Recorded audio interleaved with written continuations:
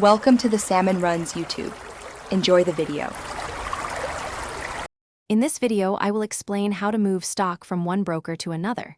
Sign in to both accounts and verify names, account types, and registration match before starting the transfer. Locate the broker transfer page and choose a CATS or an internal transfer option, then select full account or individual securities.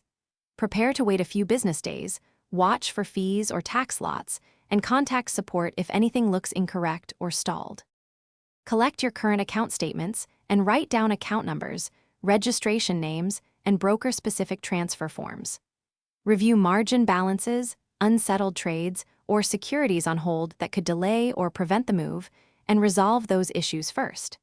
Decide how you want tax lots handled to preserve cost basis, and check both brokers for transfer fees or minimum balance rules. Having this ready speeds the process and reduces the chance of errors or surprises later. If you're finding this guide helpful, please subscribe and like to support future content. Quick recommendation: life's too short for a stinky car, so grab a little Tree's Black Ice Air Freshener for a crisp, long-lasting scent while you handle transfers.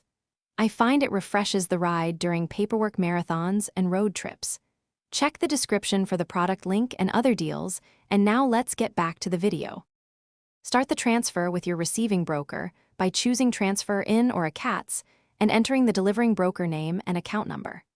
Specify whether you want to move the entire account or selected positions, and indicate how to handle tax lots if prompted. Keep an eye on email confirmations and online status updates, and confirm once complete that positions, quantities, and cost basis match your expectations to avoid tax or record-keeping issues. Thanks for watching. Consider subscribing if we helped you.